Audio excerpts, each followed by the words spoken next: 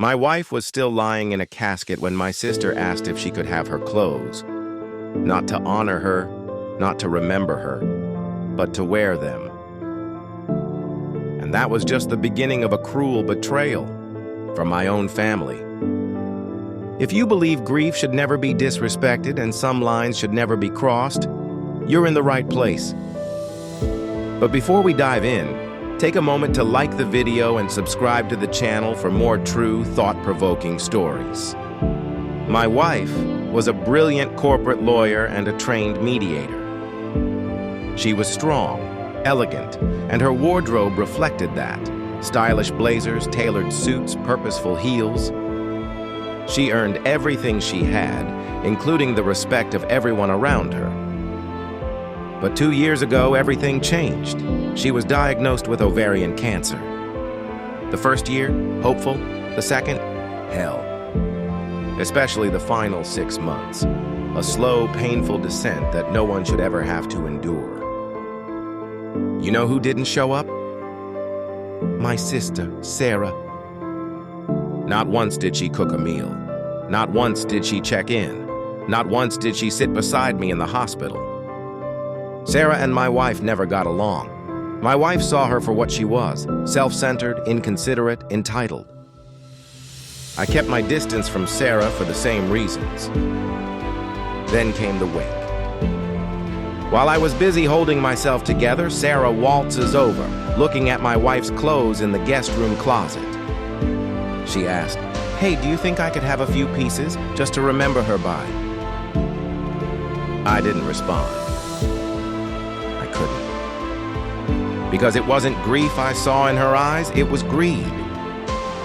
6 months pass. I'm still grieving.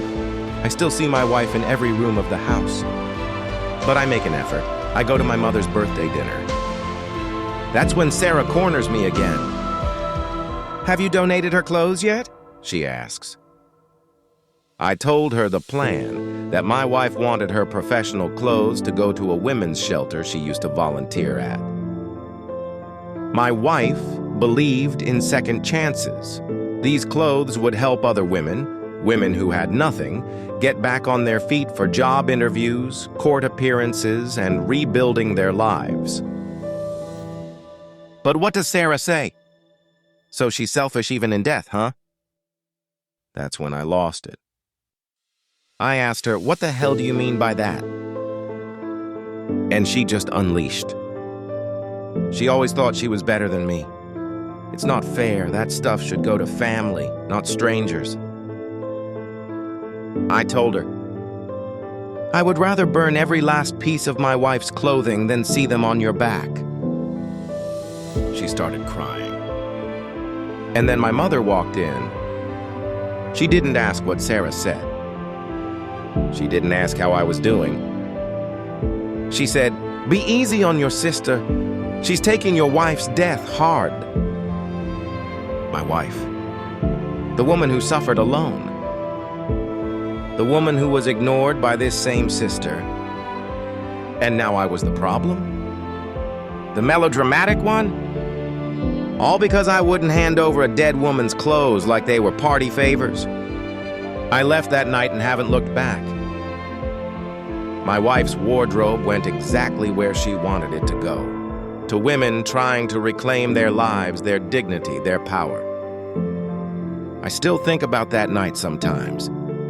The tears, the gaslighting, the quiet judgment, all over something as simple and as sacred as honoring a dying woman's final wish. So I ask you this. Was I wrong to deny my sister something she clearly wanted, even if her reasons felt selfish? Or was I right to stand firm and protect my wife's legacy, even if it meant cutting off my own family? Let me know in the comments. And remember, sometimes doing the right thing means standing alone. Thanks for watching. If this story moved you, give it a like, subscribe to the channel, and share it with someone who understands that grief doesn't make everyone equal.